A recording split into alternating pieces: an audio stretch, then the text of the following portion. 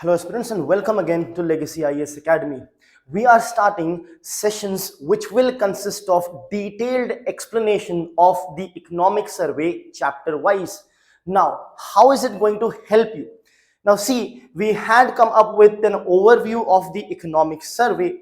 Now since economic survey is the report card of the Indian economy, means it tells you everything with respect to the Indian economy that has happened in the previous year, as a result of which it consists of all the concepts that are required or present in our Indian economy syllabus. Not just all the concepts, at the same time all the sectors, all the macroeconomic factors, everything that is there in our syllabus for economy for UPSC is mentioned in the economic survey, as a result of which we will do a detailed analysis of this, and not just the analysis, in fact any terms, any definition, any concept that comes in the economic survey will be explained in detail to you first. Then we will look at what has happened with respect to that factor or that term and analyze it as part of the economic survey as well. So we will actually cover the entire Indian economy syllabus through the economic survey. Now, how does that help? See, even the static questions that are asked in UPSC Civil Services examination is linked with current affairs. And since economic survey has been released recently, it of course forms the part of your current affairs as well. So the things that are emphasized in the economic survey, the things which are increasing, the things which are decreasing, the things which are good, which are not so good, all this will be important for your examination, and not just for your prelims. Of course, prelims related static portion and factual questions as well as conceptual questions will be asked from economic survey, but also for your mains and of course for your personality test as well. But of course, the first and foremost step is what? That of prelims. So you will find that the questions that are asked in Indian economy will be linked directly or indirectly from the economic survey, even if it is a concept that is actually mentioned in the economic survey itself, as a result of which we will form this as a basis and cover our entire Indian economy syllabus. So let us get started with the very first chapter of the economic survey, which has always been, or since a long time been, known as the state of the economy. So in the very first chapter, economic survey actually gives us the state of the economy. In this chapter, of course, the entire economic survey is of India, yes, but here in the state of the economy, of course, it will be talked about, India will be talked about, plus the global context will also be established. Because in a globalized world, you cannot see countries separately. The effect of certain things in certain part of the world is there on India as well. So of course, we will see in the state of economy at a global level and for India as well.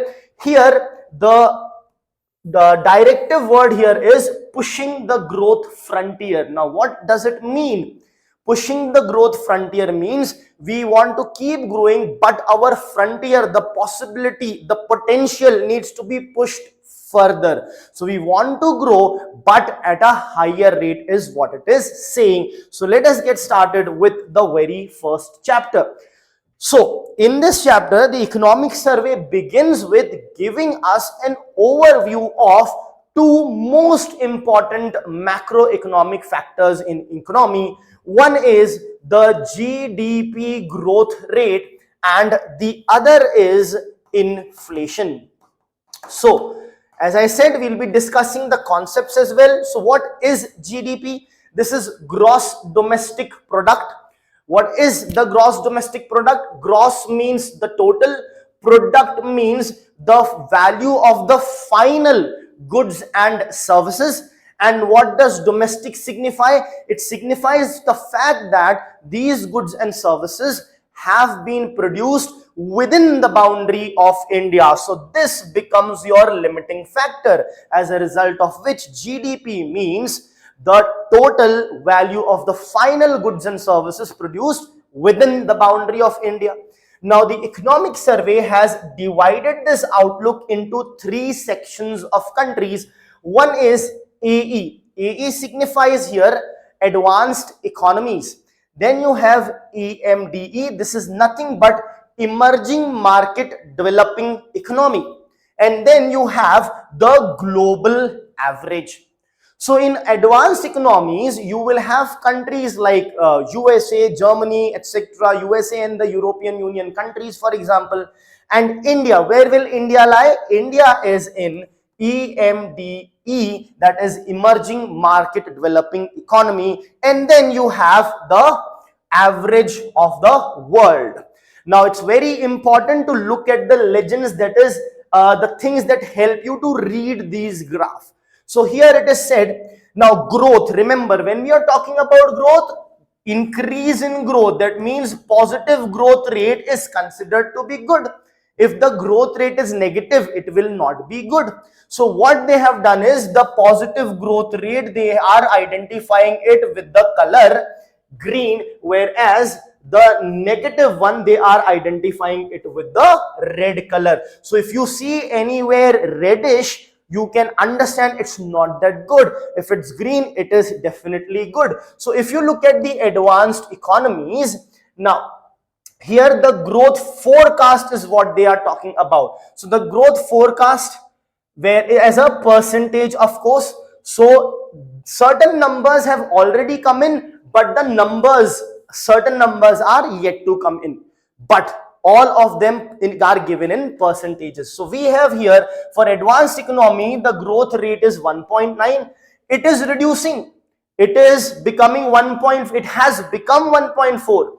Then 1.6 slight improvement and another slight improvement. That means the growth prospects are not that good as such for the advanced economies. Now, if we look at the emerging market developing economies, then the growth rate was 4.2, which again reduced by 0.5% to 3.7. Not good. But then it has increased and regained the same level, and it is going to further increase and become 4.4 percentage here, which is a good thing. As you can see, it's the green color. And if you look at a global average, so global average will include both of the economies. So if you take the global average, there is a decline, slight improvement, and it restores the rate which was present here. So at a global level, the growth rate is sort of going to remain the same. But for the emerging market developing economy, it's going to increase, and for the advanced economy, it is going to be decreasing. So this was the 2025, right? Now, next, let's look at the inflation, the expected inflation. So you can see that is the situation here also. If you look at the inflation, now in inflation, you don't want very high inflation. You would rather want the inflation to be lesser. Of course, you would not want the inflation to be in negative. Why? Because when growth is there, some amount of inflation is actually there in the economy. In fact, UPSC has asked a question previously, asking that the GDP growth is usually accompanied by which of the following? Hyperinflation, skewflation, deflation, or inflation? The correct answer was is inflation. GDP growth is accompanied by some amount of inflation. So some amount is necessary, but it should not be quite high, right? So let us have a look at this. If you look at the advanced economies here, so here what they have done is an increase in inflation is in red and a decrease in inflation is green. So for the advanced economies, the inflation is increasing, has increased, and has increased as in it started with 2.1, but now it is on a higher side, that is 2.5%. Whereas if you look at the emerging market developing economies, it was 5.6, but it lowered and it is 5.2%. So again, emerging market developing economies are doing great when it comes to inflation as well, right? And what is the inflation target for Monetary Policy Committee? It is, remember, it is 4 plus minus 2%. That means 2 to 6%. What is this?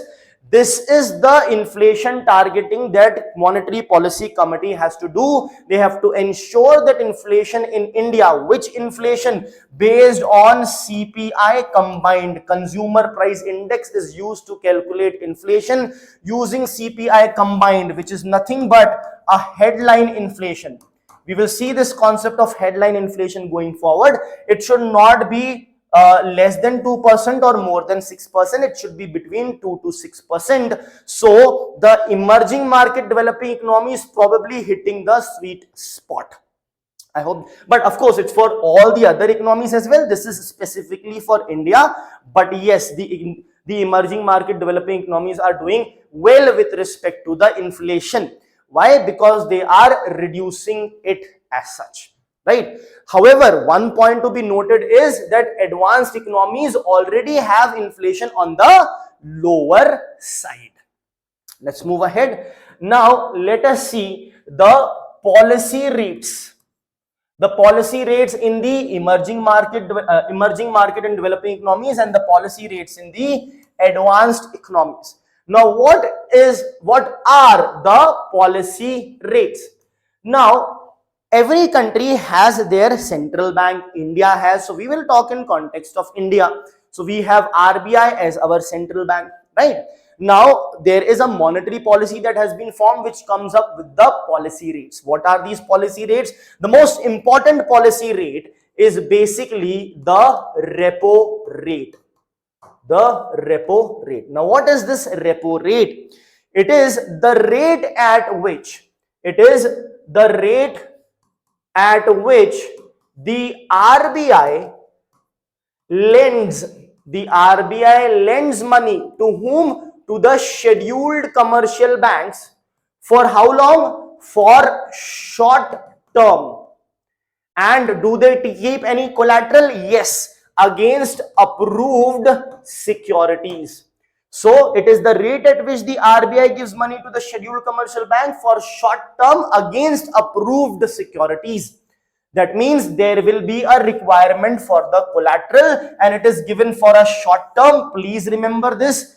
Bank rate, on the other hand, is given for a long term and it does not require any approved security. Please note this down as well. Now, what are the scheduled commercial banks? So if you look at the banking structure of India, the banks are divided into commercial banks and non-commercial banks. Now these commercial banks are divided into scheduled commercial banks and non-scheduled commercial banks. So what are these scheduled commercial banks? These are those commercial banks which are mentioned in the schedule of the RBI Act of 1934.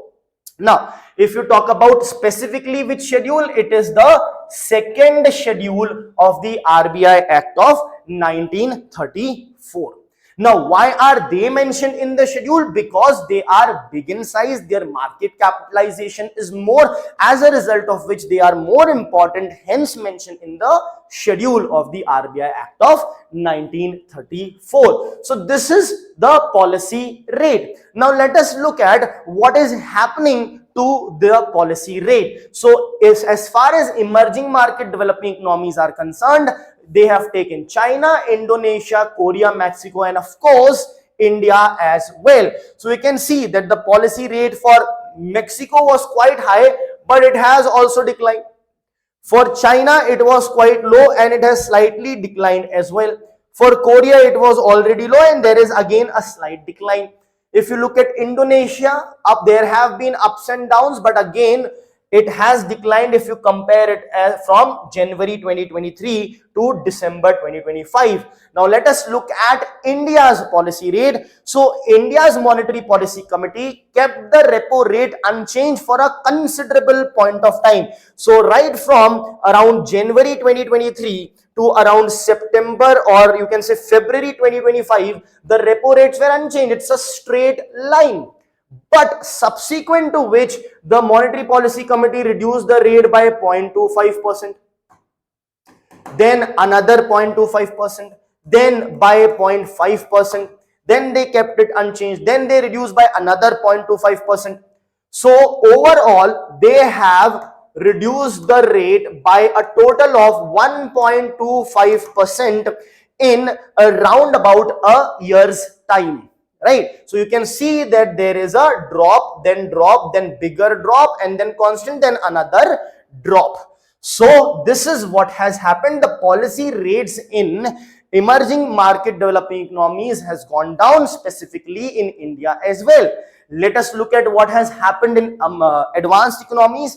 In advanced economy, there has been increase first. You can see the increase, then constant, and then now you are seeing a decline there as well. So the policy rates are declining here as well as they are declining here. Now the question is, why is it declining, or why did India reduce its repo rate?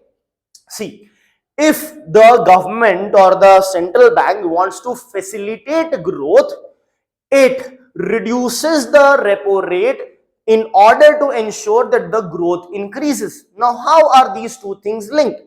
See, repo rate is the rate at which RBI is lending money to the scheduled commercial banks, right? Now, if the RBI is lending at a lower rate, as you can see, the repo rate are going down. So if RBI will lend the money to scheduled commercial banks at a lower rate, these scheduled commercial banks will give us money at a lower rate. When the rate of loan, interest rate on loan is lower, will we not be inclined to borrow more money? Yes, we would be attracted to borrow more money from the banks. When we borrow more money from the banks, that means what? We will have more money in our hands. More money in our hands means what? Increase in demand. So this will lead to an increase in the demand. And when the demand will increase, the supply side will try to produce more and more. People will start opening new businesses. People already in businesses will try to expand so as to increase the production. To increase the production, what is required? People are required to do that, right? Labor is required. So employment will increase, right?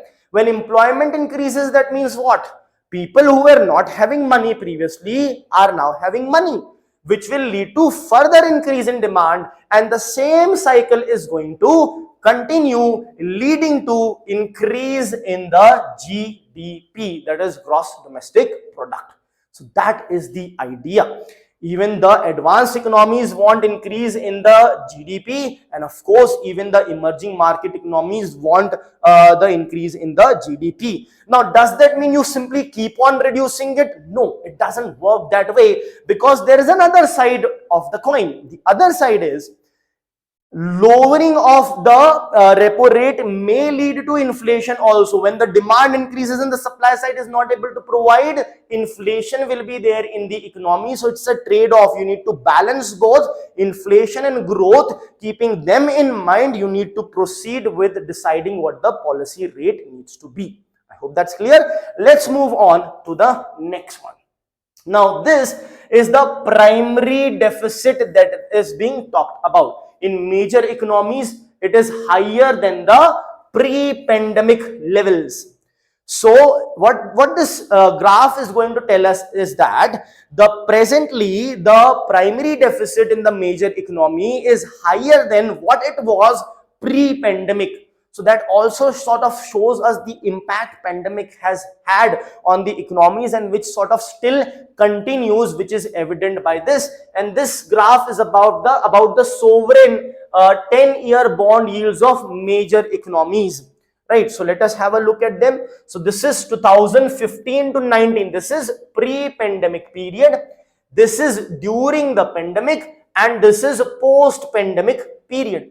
So pre-pandemic period, if you look at primary balance as percentage of GDP. So if you look at, this is UK, USA, Italy, Germany, France, Brazil, China, and India. So let us look at India. So India had a primary deficit which is somewhere around 2%.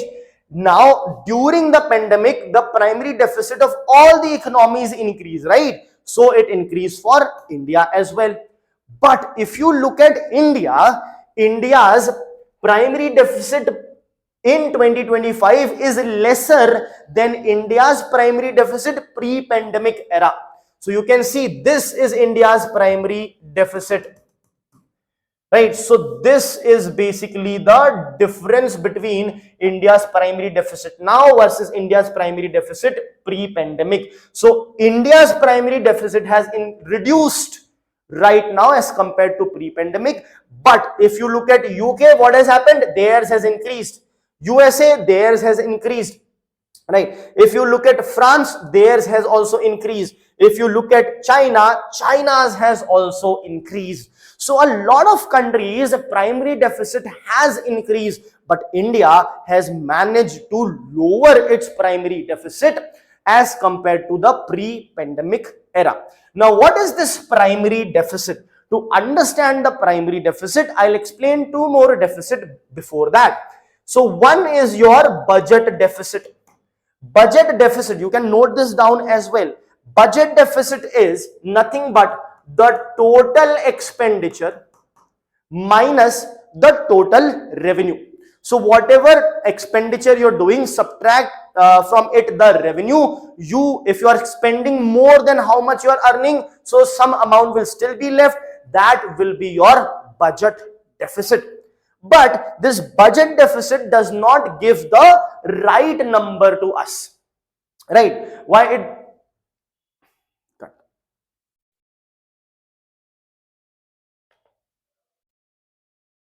Yes.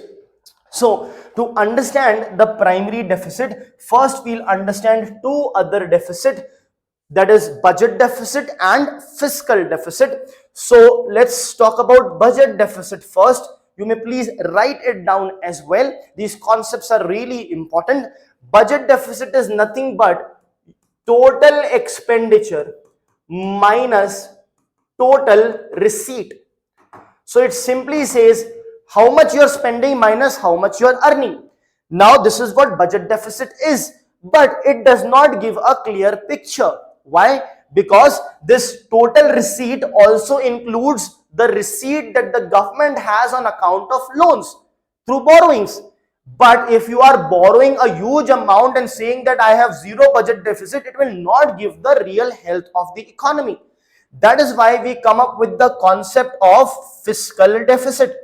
Fiscal deficit is basically total expenditure remains the same, total expenditure minus, instead of total receipt, we will take only those receipts that do not create any liability on the government. That means we will remove the amount that the government is getting through borrowings.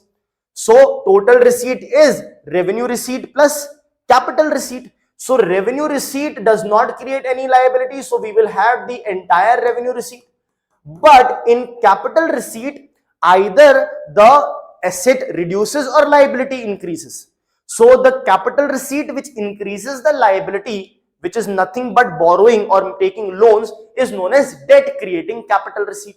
Whereas that capital receipt which does not create any debt is known as non-debt creating capital receipt. So since we want to eliminate or remove the borrowings that the government is taking, we will not consider the debt creating component of capital receipt. We will only take the non-debt creating component of capital receipt. So in total receipt, we will have revenue receipt plus non-debt creating capital receipt. This is what we will have over here. This is your fiscal deficit, and since from the receipt we have removed one component, it is safe to say that fiscal deficit will be higher than budget deficit always, except when the borrowing is zero. But we know that for India, borrowing has not been zero. It is not zero. In future also, it will not be zero. That is why for India, fiscal deficit will be more than the budget deficit. right? But then comes an even more, not important as such. Fiscal deficit is probably the most important parameter of deficit. But there is another deficit which we are seeing here is the primary deficit. Now, what is this primary deficit? See, in fiscal deficit, there is total expenditure. Now, this expenditure also includes the expenditure for paying the interest on the loans that you have taken in the previous years. So that means the previous year burden is also there on you, because of which it will not give the exact right now dynamic present health of the economy. To get that health of the economy, you will have to subtract what? The interest payment that is being made. So primary deficit equals fiscal deficit minus the interest payment. Now remember, interest payment for India is quite high. In fact, 22% of India's budget goes for interest payment alone. So when you remove interest payment, the deficit will considerably come down, as a result of which the primary deficit is way lower than the fiscal deficit. And you can safely say that fiscal deficit is going to be more than primary deficit unless and until the interest payment remains zero. But as I told you, interest payment is very high. So our fiscal deficit is quite high and primary deficit is actually quite low. And in this graph, we are being told about the primary deficit, which you can clearly see for India, the primary deficit has gone down as compared to the pre-pandemic era, whereas for other countries, it has increased. Next is the sovereign 10-year bond yield. So bond yield is what? See, yield is a word used for talking about the return that the people get on the bond. In loans, we talk about the interest rate. In bonds, we talk about the yield or the coupon rate as such. So if you look at the different economies over here, so in these economies, the bond yield has actually sort of increased. So let us look at USA. This is the graph of USA. So bond yield has basically increased, whereas in other economies also bond yield is increasing. That means you are getting higher return on their bonds. But if that is the case, the countries or the people would want to invest their money here because they are getting more return, as a result of which the capital will flow out of the country. And that is what we are experiencing in the last few quarters, that the investment, that the foreign exchange is flying out of India because of the increase in the bond yield elsewhere. Right, let's move ahead. Let us have a look at the global policy uncertainty remains elevated. What does this mean? That means the policy of the global fraternity of the worlds of the countries of the world is still quite uncertain. Now, why is this uncertainty coming? In the graph, they have just given the index, but they have mentioned the reason in the economic survey. Right now, it is not the economic factors which are creating uncertainty. It is rather the geopolitical factors. Geopolitical factors that are creating this uncertainty. For example, you have, let's say, Israel bombing the Gaza Strip, then Iran bombing Israel, then USA bombing Iran, then USA basically entering Venezuela, then Ukraine-Russia conflict going on. So all this and much more is happening all around us, which is a geopolitical threat, geopolitical concern, as a result of which what country will do next remains uncertain. Also because of this geopolitical tensions, the countries are using trade, countries are using tariff as weapons. So they are weaponizing the trade, they are weaponizing the tariff, as a result of which there is no certainty of the policy as such. I hope that's clear. So as you can see, this is what the uncertainty is. In October 2005, this is a 2-decade plot. So it was below 100 and now you can see it had almost reached the 600 number. However, then it went down, but it is still quite up. So there is a clear uncertainty with respect to policy around the world. Now, why are we talking about these graphs? Why is economic survey talking about these graphs? Because you cannot look India's progress in isolation. We have to look at in the context of the world in order to understand the challenges and in order to take the decisions to improve the Indian economy. Next is the deteriorating global FDI flows, means throughout the world the foreign direct investment is deteriorating in the world. Now what is this foreign direct investment? So if you are making an investment which is 10% or more, right, let's say 11%. So when you make investment which is 10%, more than 10% in a listed company, it is known as foreign direct investment. The definition is very simple. More than 10% of investment in the listed company is basically known as the foreign direct investment, right? If it is an unlisted company, what happens? If the company is unlisted, then any percentage, then in that case, any percentage of investment in an unlisted company is equals to FDI, right? Now here remember one thing, cash is not accepted as an FDI. So FDI cannot be made in the form of cash. Remember it. Another thing is, let's say I invested 12% in a listed company, so it is considered as an FDI. But if after few years I want to withdraw my stake 3 to 4%, let's say 4% I want to withdraw. So 12 minus 4, now only 8% of stake will remain in the in that company. So what happens?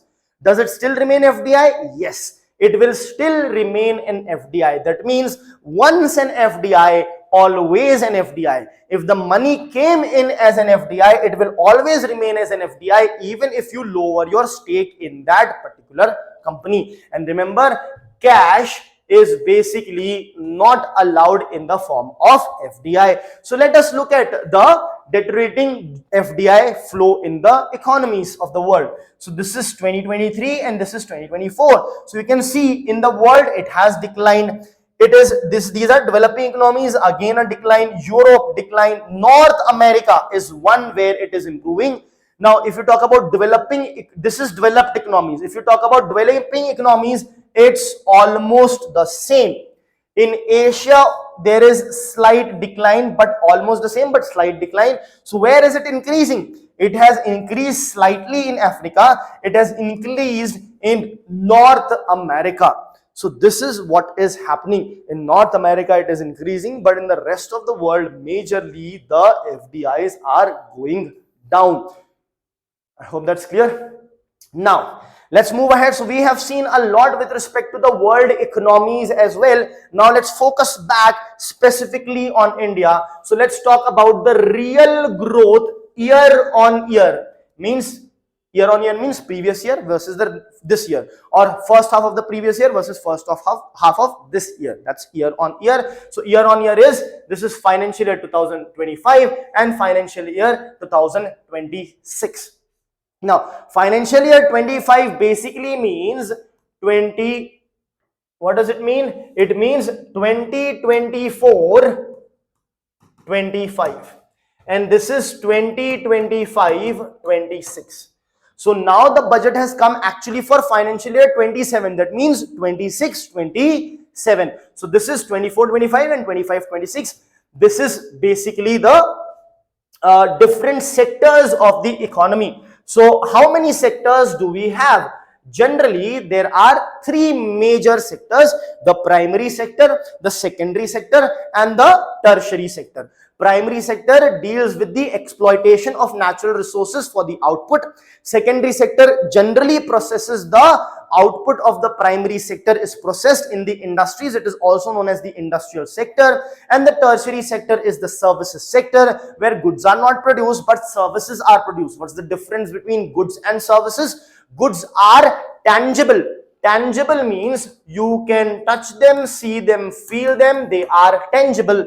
Whereas the services, if you look at, the services are intangible. You cannot see, feel, or touch them. So that's the services sector. However, there are two more sectors. That's the quaternary sector or the fourth sector, that is the knowledge sector wherein research and development is done, and the quinary sector, that is the fifth sector wherein high level decision making is taken. So you have in those sectors MPs, MLAs, bureaucrats, etc. I hope that's clear. But these three sectors, primary, secondary and tertiary, are the major sectors of the Indian economy. So let us see how they are doing. So you have the agriculture, livestock, forestry, fishing, etc. is present over here. So if you look at this, their growth rate first half of 2025 was 2.7, in first half of 26 that increased, that improved.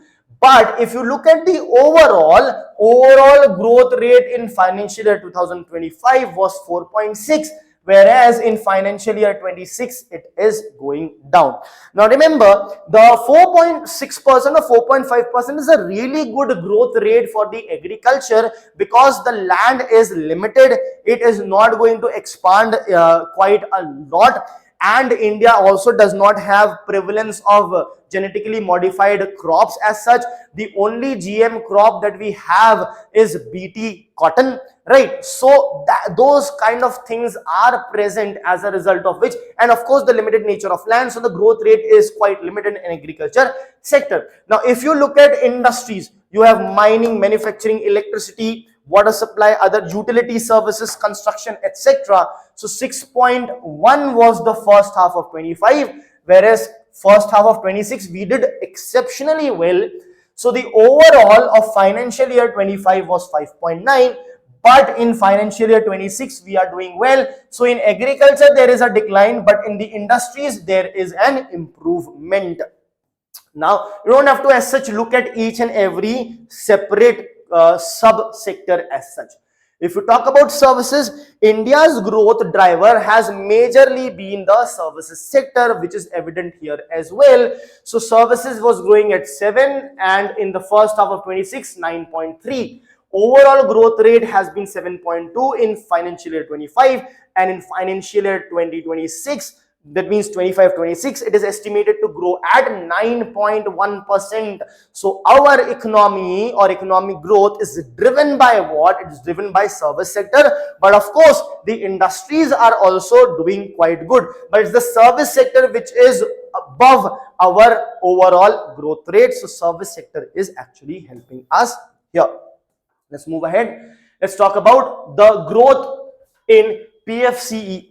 Now, what is this? This is the personal consumption expenditure that we are talking about. Consumption expenditure. See, if you talk about expenditure in an economy, there are two types of expenditure. One is the investment expenditure, the other is the consumption expenditure. So over here we are talking about the consumption expenditure. Right. Now it is said that the growth in this consumption expenditure has been highest since the first half of 2024. Let us see how. So if we look at, and this is the average line.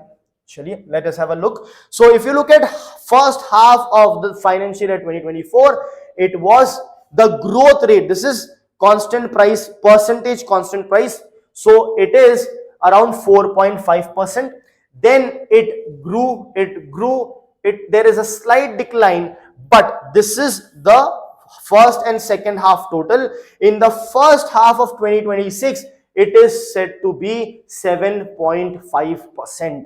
So you can see that because of this high growth in the consumption expenditure, our average growth is coming out to be 6.9%, whereas the same was well below 6% in 2024. So consumption expenditure has increased. Now what could be the reason? And it is going to further increase. Now what could be the reason for this increase?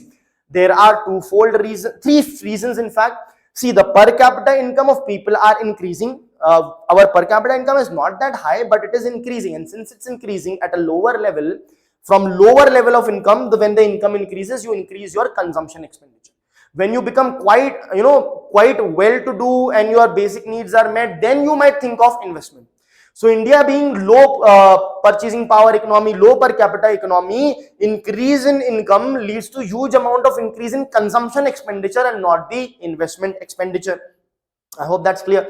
So per capita income is increasing, that will lead to increase in consumption expenditure. Second thing is the GST 2.0 reforms. which lowered the interest rates. Now we have the two main slabs, only 5%, 18%, 12% slab has been done away with. The 28% slab for sin tax and sin goods and luxury goods have been increased to 40%. But the majority of the things have been reduced in the taxes. So when the taxes are down, the prices are cheap, so people will consume more. That's the second thing. Third, there has been liberalization of the income tax slabs. Now for a higher amount of salary, you would not be paying any income tax, and your salary when further increases, the amount of income tax that you are required to pay is going to be less. So because of these three reasons, the consumption is increasing, and which is quite evident over here. Now this is the share of that consumption expenditure in GDP, now which is also shifted to a higher level. So as a percentage of GDP, how much is the consumption expenditure? If you look at this financial year 12, here it was 57%, but then there was a decline, but then it kept on increasing in not a year on year exact increase, because there are certain dips. This is also a dip. This is also a slight dip. This is also a slight dip. Important to remember that there has been dip. Why? Because UPSC has a habit of asking questions on trend. So if I give you a statement that the percentage share of the consumption expenditure in GDP has continuously increased year on year since the last 10 years, that's incorrect, because there has been declines as well. But yes, from this we have reached to 60.7% as a percentage of GDP. Now, this particular table talks about the performance of high frequency indicators, right? Now, these high frequency indicators which are reflecting resilient domestic demand.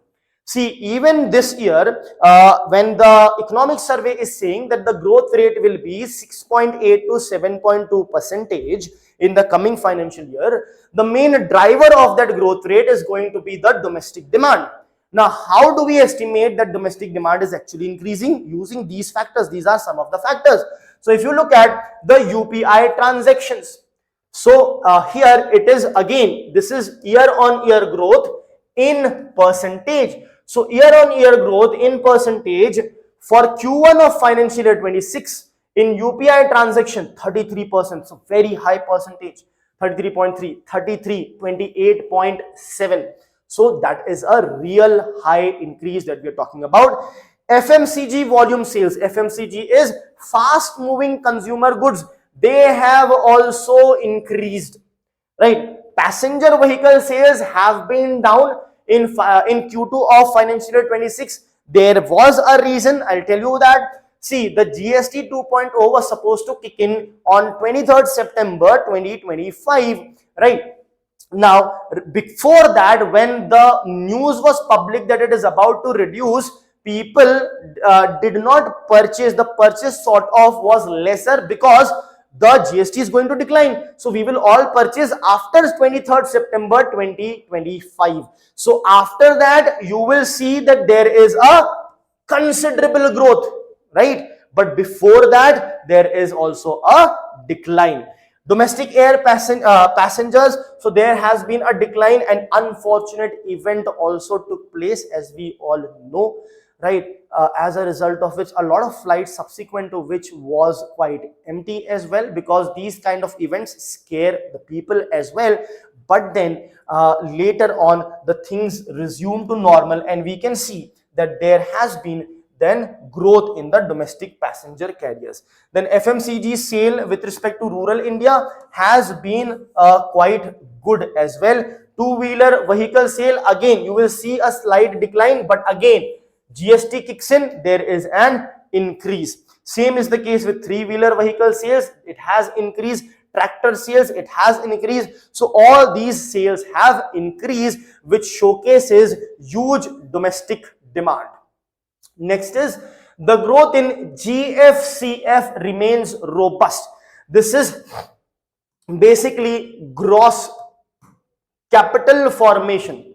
Okay, basically this is the gross capital formation. Now, this gross formation or capital formation is basically what it is. See, when you produce as a country, you produce GDP, right?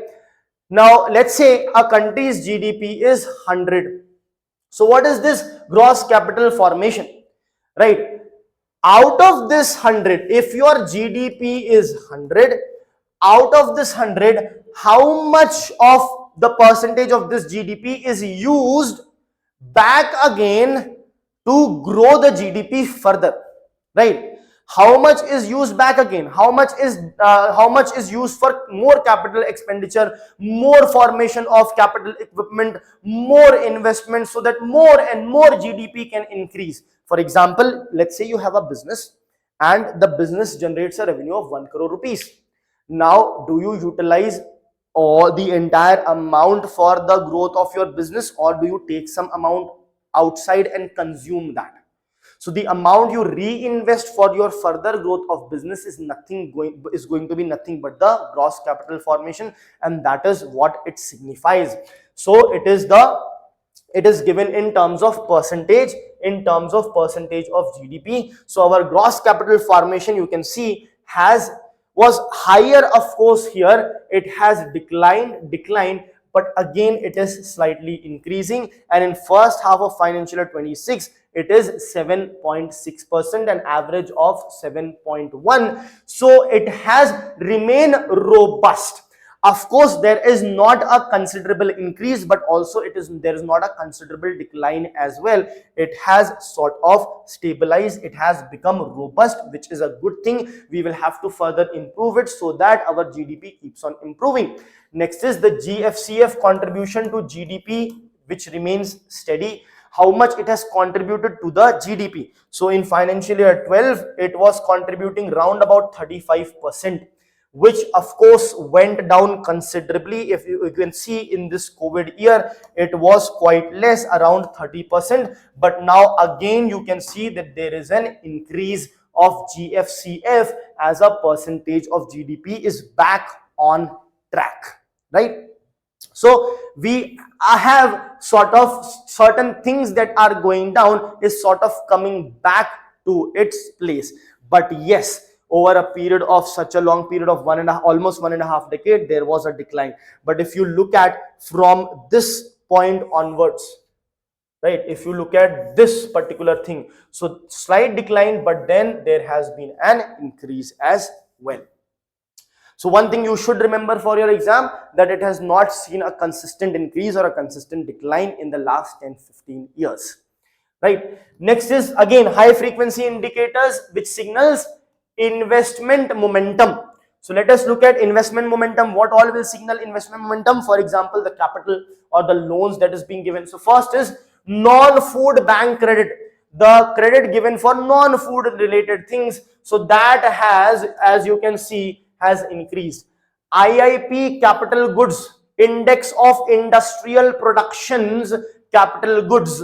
So in that also the requirement has, now this is a decline, but still on the positive side, the domestic demand is still there. If you talk about capital goods imports, this is the import of the capital goods so that we can use those capital goods to produce certain things and then use it domestically or export it out. So that has also increased. Then capacity utilization, this is the efficiency of the economy. So 74.1, and in Q2 74.8, right? So this is we can say that our economy is functioning at around 75% of efficiency. Let's move ahead. Let's talk about the export growth, right? So export growth, it says that we have managed to sustain it as compared to the pre-pandemic era. We have managed to sustain it. So let us have a look at this growth in exports of goods and services. So here it was in the negative. That means the growth was not there. There was a decline in the exports, but you can see the growth, slight growth. And in this, see, when you are checking H1, first half of a particular year, do not check it with the second half of the previous year. You have to check it with the first half of the previous year. That is really very important. Why is that important? A part of it comes from agriculture, for example. So certain crops, certain things which we export a lot will come on in the second half. For example, rice, right? Rice is sown in June, and then November is when it is, October end is when it is harvested, and then November onwards the export will start. So it will come in the second half generally of the financial year. So it's very important to compare. For example, you cannot compare your sale of a restaurant on Sunday as compared to Thursday. Thursday is a weekday. So if you want to compare your restaurant sales on a Sunday, compare it with the previous Sunday, not a previous Thursday. So that is the idea over here. If you compare it, you can see there is still a slight increase that is there. All right. Now let's move ahead to this export of goods and services. So if you look at exports share in GDP, so what percentage of GDP is basically being exported? So this was quite high in financial year 3, which went down round about here, but again it is seeing an increase. So 21.2% is being exported.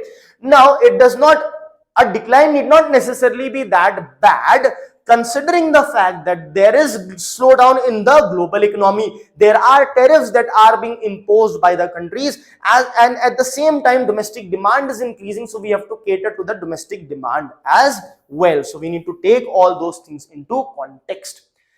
Next is the agricultural growth. It has improved, but it still remains below the long-term average. So if you can see the agriculture and the allied sector growth, this is sort of staggered. So first half there is a decline, but second half of 24 and second half of 25 there is an increase. Now if you look at first half of 25 and first half of 26, there is an increase again. But remember one thing, we are talking about agriculture and the allied sectors. The allied sectors are the ones helping this sector at a lot. In fact, the fisheries, the aquaculture is going at the fastest rate. Then you have the livestock, and after that you have the increase in the crop production.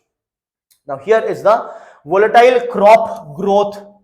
The crop growth has been volatile, means it has been, as you can see, fluctuating a lot. It's literally sinusoidal wave. It's like a wave of the ocean, up and down, up and down. There's no stability as such. But this volatility is helped a lot by the livestock, which I was mentioning over here. Now here also you can see slight up and down, but this up and down is all on the positive side only. It's not on the negative side. Here it's going down in the negative also. You can see that round about 0, it increases to around 6, then goes down to around -4, then 6, then -3, then 6, then again comes to 2, then again high, then again low. So there are a lot of minuses also over here, but the livestock has continued to grow at a positive pace. Thus the overall agriculture and the allied sector is growing in positive numbers. Now next is the growth in the manufacturing. Now this growth has remained moderate. Moderate growth has been seen. The share of manufacturing is stable in terms of the real GDP. So let us have a look at that. First, this you have here agriculture. So agriculture, manufacturing and the services. It talks about the growth in manufacturing, GVA deflator. So you have to take into consideration. Now we need to understand this graph first. They are talking about growth in manufacturing, GVA deflator. What is deflator? Deflator means nominal GDP upon real GDP is nothing but the deflator. If the deflator is high, that means there is high inflation. So deflator basically calculates the inflation in the economy.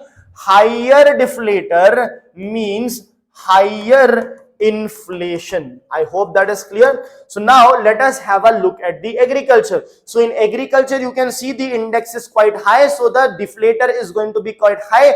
That is why inflation is going to be quite high.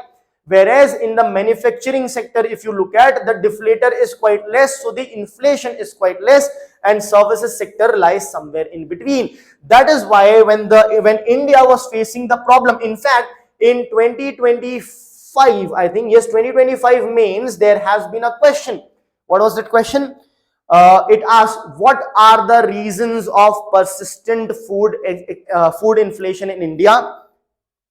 Question mark. Comment on the effectiveness of monetary policy committee to address this kind of inflation. So they have asked the reasoning for persistent food inflation, and you can see how much inflation is there. As I said, higher the deflator, higher will be inflation. It is highest for the agricultural sector.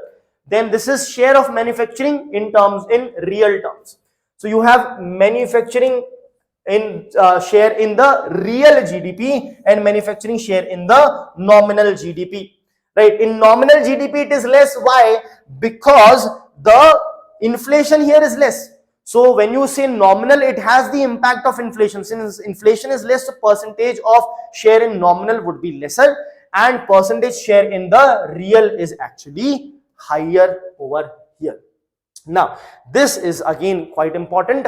The sectoral growth is what is being talking about. It is higher than the pre-pandemic trend. So the entire economic survey compares a lot of present performance with the pre-pandemic era, because we should be by now overcoming all the difficulties of the pandemic era, right? So that is what is also projected. So in some things we have, in some things we are still trying to.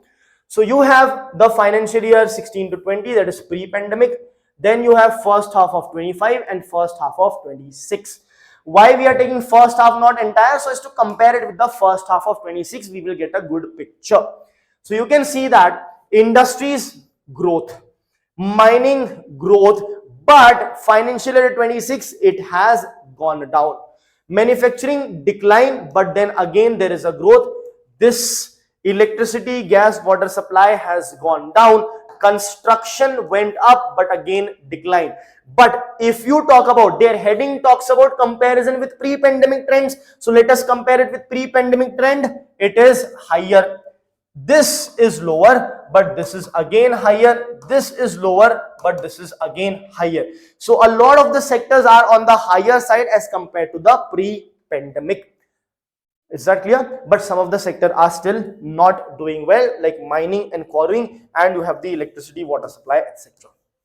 Next is again the high frequency indicators, which suggest the strengthening of industrial activity.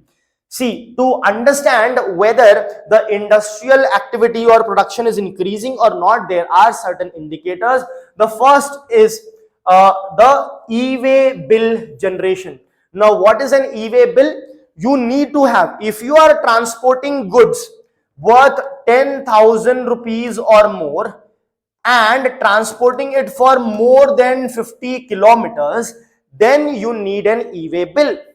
This e-way bill is required for you to transfer the goods. Now you would have seen that the traffic of a police stopping the truck. Why do they stop the truck? They have not broken any traffic rule. Stop the truck in order to see what is being transported and do they have this e-way bill or not, which gives them the right to transfer from one state to another anywhere across India. So e-way bill, if more e-way bills are getting generated, means more things are getting transported, everything else remaining constant. So you can see the growth 20%, 23.1, 19.4. So that's a good percentage increase. What is IIP? IIP is Index of Industrial Production. It takes into consideration the production of the entire industry and tells us how much is the growth. So this is 2.0, quite less, but again on the higher side and on a stable side that is there. Then you have the 8 core industries. Remember, these 8 core industries are nothing but 8 industries selected from this Index of Industrial Production only. And these 8 core industries constitute around 40.27% of Index of Industrial Production. These 8 core industries include your steel, electricity, then crude oil, petroleum, natural gas, cement, fertilizer, coal. These are your 8 core industries. So these 8 core industries are growing at a higher pace, but in Q3 there has been a decline as such. But if you compare it with the pre-pandemic numbers, the numbers are good in the Q2, but in Q3 it has gone down. So on an average it's going to be round about the pre-pandemic numbers, hopefully. Then you have the Purchasing Managers Index. This is a very interesting indicator. Why interesting? Because this other indicators, IIP, 8 core industries, they come out after the time has gone, after the production has taken place.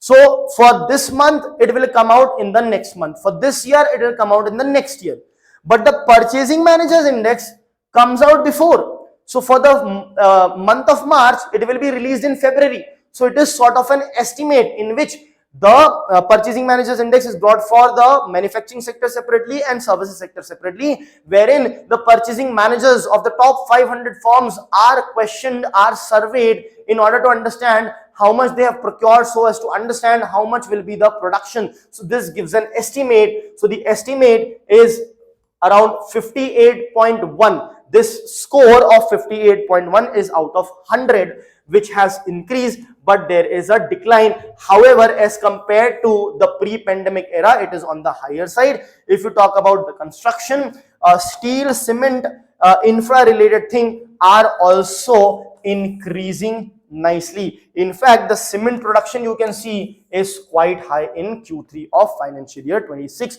So all the things are in green, they are increasing demand, which shows that the demand is increasing in India.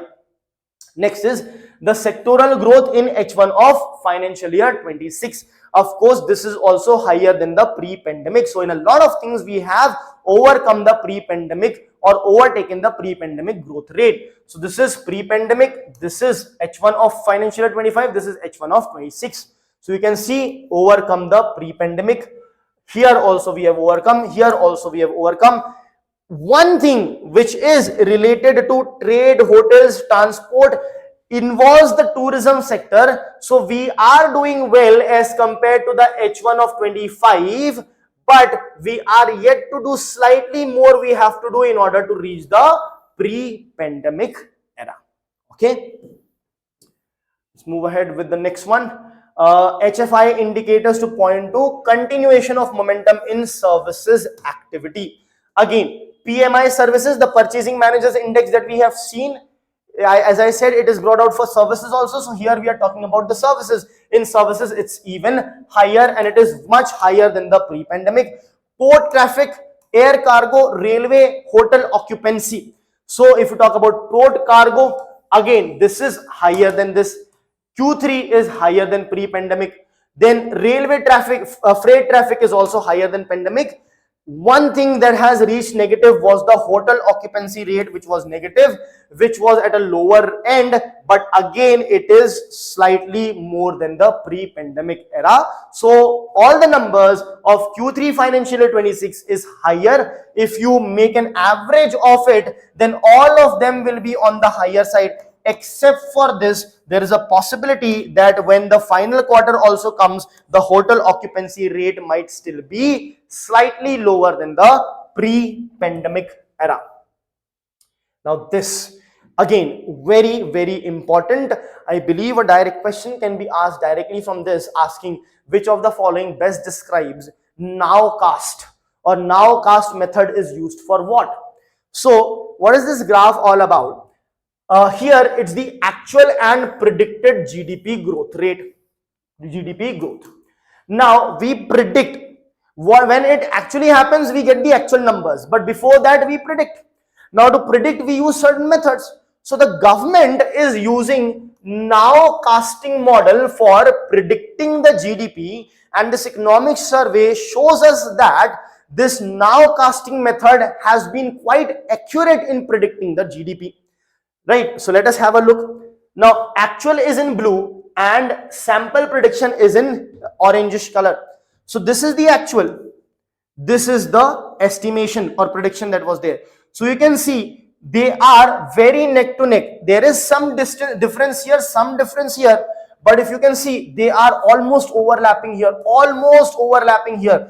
In the pandemic period also, it is almost exact overlap, again an exact overlap. So meaning to say that this nowcasting method is a very accurate method. This nowcasting is coming from now plus forecasting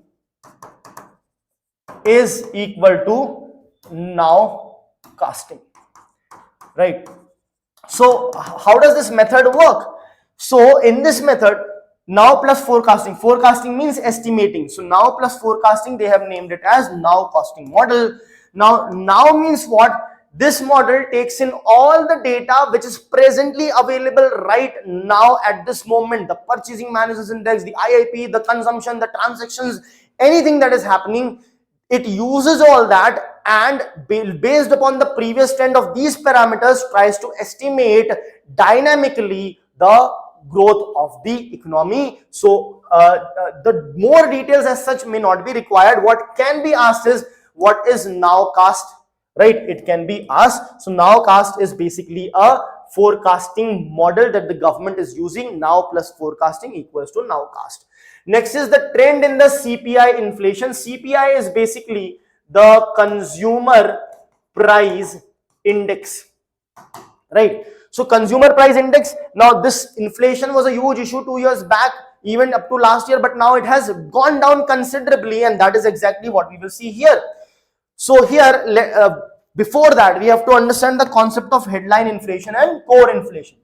So basically, headline inflation means to measure what is inflation. Inflation is the sustained increase in the general price levels, right, of a basket of goods and services, right? So you cannot say that if the price increase in onion is there, there is inflation, because other things in the basket would go down, right? So a price increase in a single commodity need not necessarily mean inflation, but if a price increase in a single commodity or a handful of commodity leads to actual inflation, then that will be known as skewflation. Okay, but let's come back to the definition of inflation. Definition of inflation is what? Sustained increase. Sustained increase. Sustained increase in what? In the general price level of what? Of the basket of goods and services. These three components are important. Now, what does this basket consist of? When you talk about headline inflation, this basket includes, for rural area, 448 goods and services, for urban area, 460 goods and services. Now, this basket includes goods and services, which includes food also, which includes energy also, and which includes other things as well, right? But food and energy are highly fluctuating in nature. Because they are highly fluctuating in nature, they will distort the numbers, as a result of which the government calculates core inflation after removing food and energy from the headline inflation.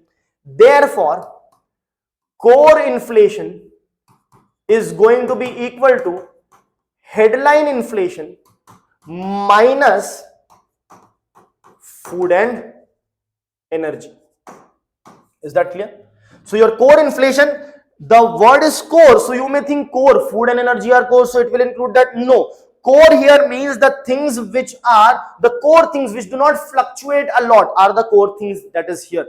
So that is why we need to remove the things that fluctuate a lot. So you will remove the food and energy from headline inflation to get the core inflation. In India, in the last 2 years, as I said, the inflation was high.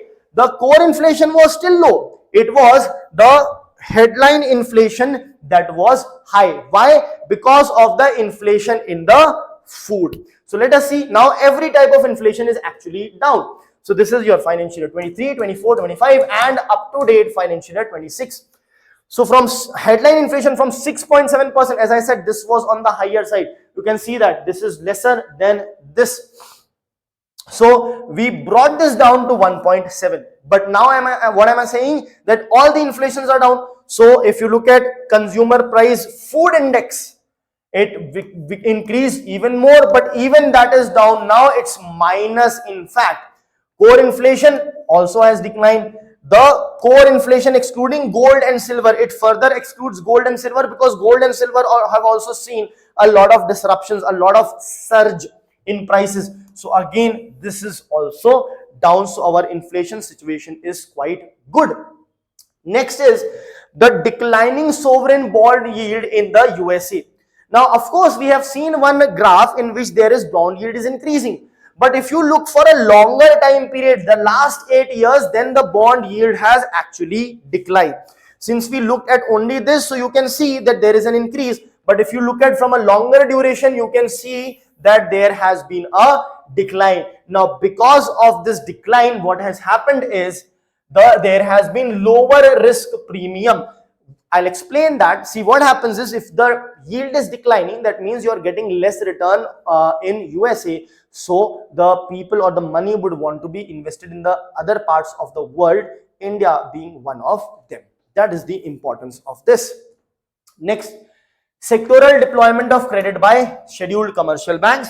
So you have the non-food credit, personal loans, industry and services. So it is year-on-year growth that is being talked about, or let's say this is the percentage growth that is being talked about, not year-on-year growth. They have taken June, July, 3 months of figures.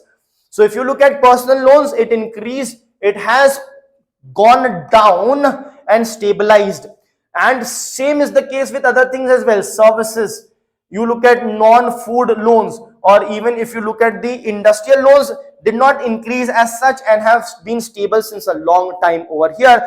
But a lot of credit has been, deployment of credit has been not gone down, that rate of increase has gone down. So the rate of increase which here went beyond 30% is now here close to 15%, but still there has been or there is continuous increase in the credit deployment. This is the overall flow of financial resources to commercial sector in India from non-bank sources.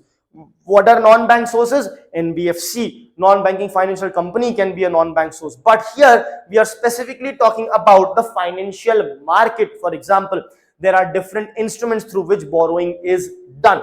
So if you look at this, the overall flow of financial resources, okay? So overall flow was higher, right? Here in financial year 25, it was quite high, but it has gone down, right? It is clearly visible that it has gone down considerably. So remember this one component. What is that? Overall flow of financial resources to commercial sector in India from non-bank sources has gone down, because this is an exceptional case in the sense that everything else is improving, but this is on the lower side. Next is the current account balance. It remains stable. Right, balance basically means, see, you export and you import. So the balance of that is basically that's a balance of trade in the current account. Now here you will have balance of trade for the goods, balance of trade in the services, and then you take a net of that. So we have done quite well in the services, but not so well in the goods. So as you can see, merchandise trade balance in negative only. Right, it has been in negative, completely negative throughout. If you look at services trade balance, positive, it has been positive only. So there is negative trend in the merchandise trade, the balance is negative, but in the services it is positive. Right, and what is this? This is the net private transfers, the remittances that keep on coming. This also helps us. So if you look at the current account balance, right, if we are talking about balance, if it becomes negative, it will become current account deficit. If it's positive, it's current account surplus. Right, so that means what? Current account balance can either be current account deficit or current account surplus. Let us have a look. So here it's in negative, so this is current account deficit. Then this is surplus, so current account surplus. Then again a deficit majorly, then slight surplus, then again in the deficit. So we have majorly been in deficit, but there has been some surplus period as well. So has India faced continuous current account deficit in the last 10 years? Absolutely not. In the last 5 years? Absolutely not. See, remember, these are Q1, Q2, Q3, Q4. So the overall year-wise data might be different, but still, even on year-wise, in the last 5 years, there has not been continuous deficit. In fact, in the last 10 years or in the last 5 years, no continued deficit, because there has been one-off year in which there was current account surplus. Remember this fact for your examination. Next is the labor market dynamics. So here we are talking about the labor force participation. What is labor force participation? The people who are actually working, that is the workforce, plus people who are searching for the job, who are able to do the job, searching for the job, but still not getting the employment. So the employed plus the unemployed who are actually searching for job are included, means the involuntary unemployed is included. In the workforce, simply the people who work are included. And remember, if you are studying, not searching for job, even though you are able to do a job, but you are not willing to do a job because you are studying, for example, you will not be involuntarily employed. You will be voluntarily employed. You will not be involuntarily unemployed. You will be voluntarily unemployed. And that voluntarily unemployment is not a part of the unemployment rate over here. Why? Because you're choosing not to work, right? So I'll repeat this concept. So when you talk about unemployment, there is voluntary unemployment, there is involuntary unemployment. Voluntary unemployment means you are able to work, but you choose not to work. Involuntary unemployment is an issue. What is involuntary unemployment?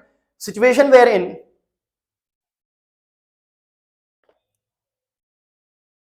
so the unemployment can be of two types. One is voluntary unemployment, the other is the involuntary unemployment.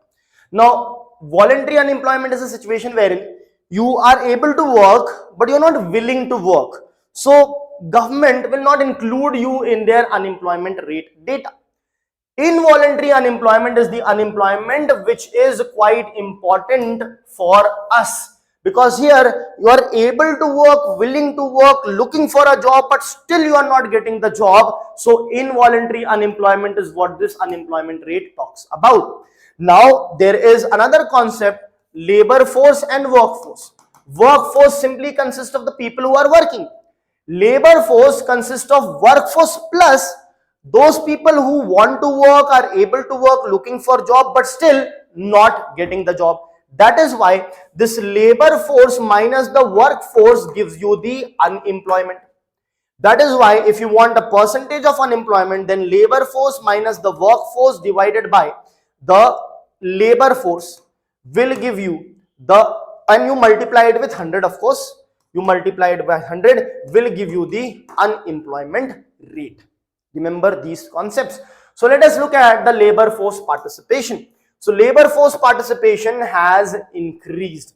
There was a decline, but then subsequently it has increased. If you look at the unemployment rate, but increase in labor force participation doesn't give us the real picture, because there it might be a possibility that the people who are looking for job but not getting a job might have increased. Correct. So it would have been great if the economic survey would have rather given us the workforce, but not a problem. Instead of that, they have given us the unemployment rate, wherein they have shown that the unemployment rate did increase, but then it has gone down. It has reached this level. So when the labor force is increasing, but the unemployment rate is going down, that means workforce is increasing, employment is actually increasing. Now that is not that considerable, but still it is a positive thing to a certain extent. I hope that is absolutely clear. So in this very first chapter, we have looked at the state of the Indian economy. We looked at the macroeconomic factors. We looked at what is happening in the rest of the world. We looked at the inflation statistics, the growth, the different sectors, as well as the unemployment rate, the labor force, and we understood all the concepts that were required to be understood by us for our examination.